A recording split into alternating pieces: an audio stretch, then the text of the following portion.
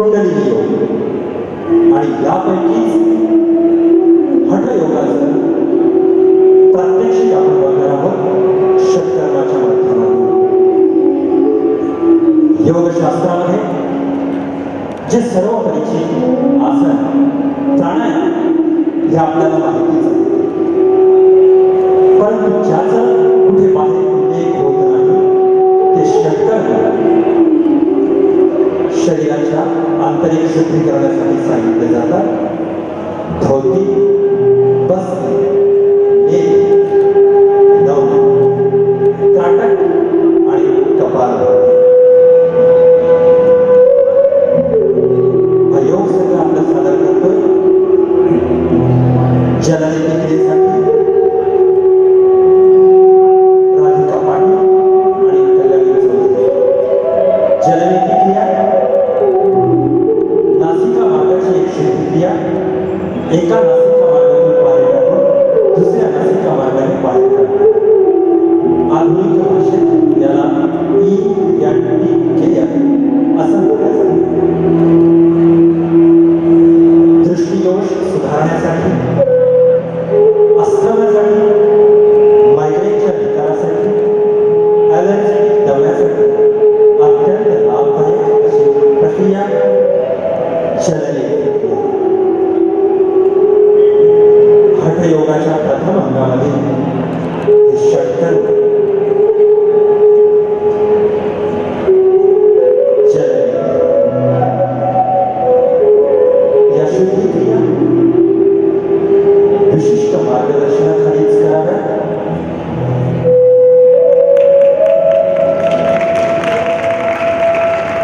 एक लोटाभर पाणी एका नाकपुडीतून टाकून दुसरी बाहेर काढण्यात आलं. परत दुसऱ्या नासिकेने ही शुद्धी क्रिया केली जाणार आहे. जलनेती क्रिया नासिका मार्गाचे पूर्ण शुद्धीकरण.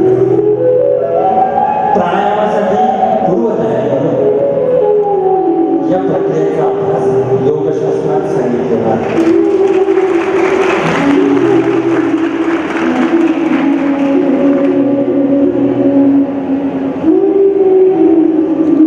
जगाला योग मार्ग दाखवणारी आपली भारतीय संस्कृती, आपण सर्व तरुणांनी या संस्कृतीचं जतन केलं पाहिजे.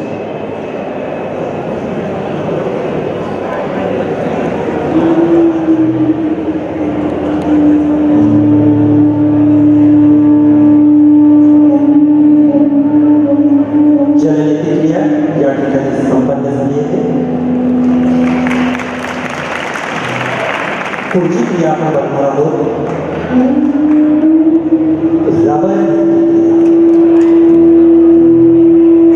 रबर कॅथेटर नासिका मार्गामध्ये टाकून मुख मार्गाने बाहेर काढले जाते. ही कुठलीही जादू किंवा चमत्कार नाही, ही कुठलीही अघोरी विद्या नाही, तर भारतीय ऋषी परंपरेतून आलेले शरीराच्या शुद्धीकरणाची ही साधना आहे. नासिका मार्गामध्ये रबर टाकलेला आहे आणि दुसऱ्या नासिका मार्गाने ते बाहेर काढले.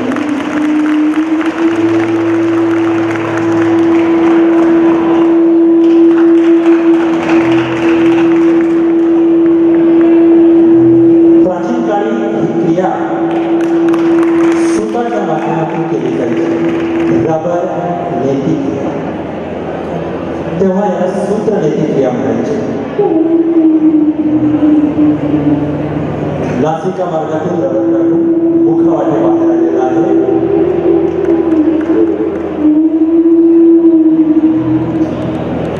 शुभांगी उभाळे आणि तेजस्विनी चौधरी. उत्तर महाराष्ट्र विद्यापीठाने या सर्व शुद्धी क्रिया ऑल इंडिया युनिव्हर्सिटी लेवलला नुकत्याच सादर केलेल्या आहेत.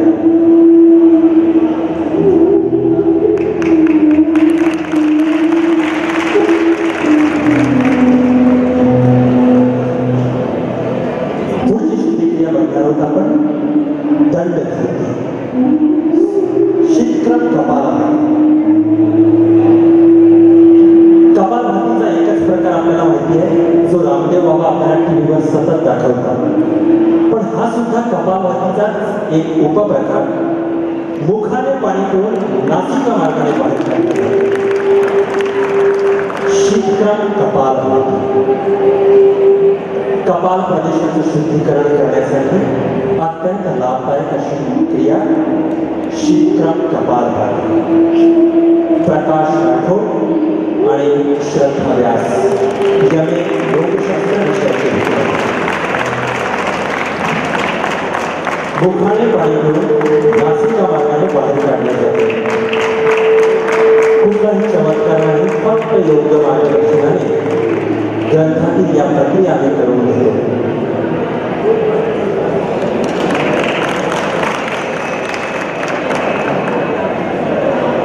पुढची प्रक्रिया नवली. आपल्या पोटामधील स्नायूला पूर्ण फिरवण्याची प्रक्रिया आहे नवली क्रिया. पोट पूर्ण रिकामा असलेल्या अवस्थेत प्रातःकाळी या प्रक्रिया करायच्या असतात. आपल्या पोटातल्या स्नायूला वात नवली म्हणजे डावीकडे नेणे, उजवीकडे नेणे आणि मध्य नवली म्हणजे स्नायूला मध्यभागी आणणे. पुन्हा एकदा श्वास घेऊन थांबायला नवलीला पूर्ण चालना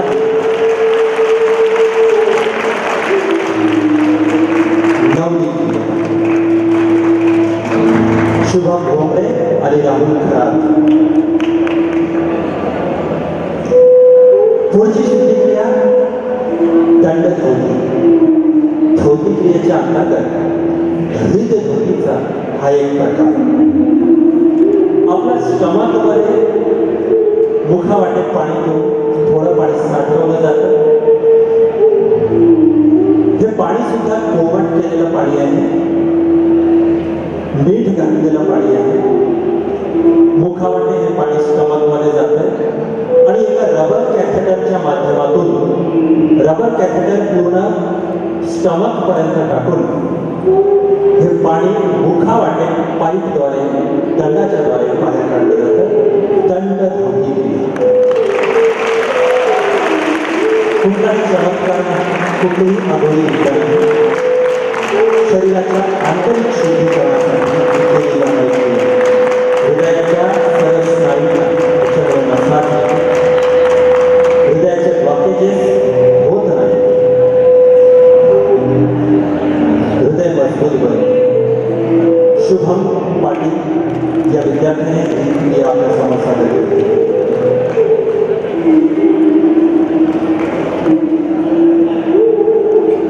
अंतिम शुद्धी क्रिया संपूर्ण योगशास्त्राचा आकर्षण वस्त्र धोती क्रिया. ग्रंथानुसार 15 हात लांब म्हणजे 22 फूट लांब असं वस्त्र पूर्ण मुखावाटे स्टमक पर्यंत गिळलं जाणार आहे. या वस्त्राची लांबी तुम्हाला मागचे विद्यार्थी दाखवत आहे. अतिशय शास्त्रशुद्ध पद्धतीनं हे वस्त्र धोती विद्यार्थी करणार आहेत. तन्मय गायकवाड आणि गौरव जोशी. 15 हात लांब असं हे वस्त्र. इतकं वस्त्र हे विद्यार्थी घेणार आहे. पाण्यामध्ये ओलं केलेलं आहे. मुखावाटे हे वस्त्र पूर्ण स्टमक पर्यंत टाकलं जाणार आहे. हे तुम्हाला दाखवण्यासाठी खूप शांत पद्धतीने केलं जातं. स्पर्धेमध्ये हे पूर्ण वस्त्र या विद्यार्थ्यांनी ऑल इंडिया युनिव्हर्सिटीचा रेकॉर्ड ब्रेक केलेला आहे.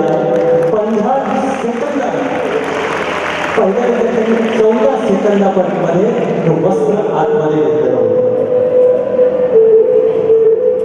आपल्या विद्यापीठाचा हा संघ निश्चितच चांगलं प्रदर्शन करीत असतो.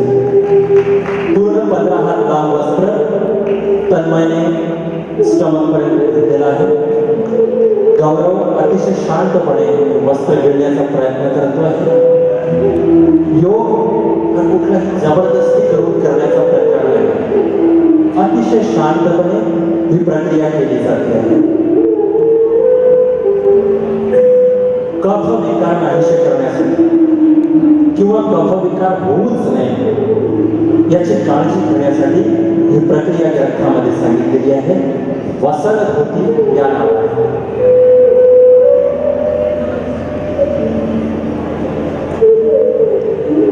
या सर्व शुद्धिक्रिया गुरुपदिष्ट मार्गेने म्हणजे योग्य गुरुच्या मार्गदर्शनाखालीच कराव्यात असाही निर्देश ग्रंथामध्ये दिलेला आहे. पूर्ण वस्त्र दोघांचंही खाऊन झालेलं आहे.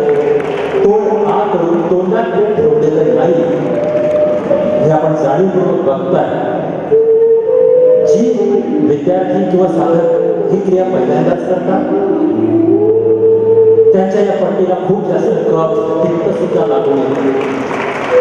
पण यांना सवय असल्यामुळे कुठल्याही प्रकारचा कफ अतिरिक्त बाहेर येणार नाही.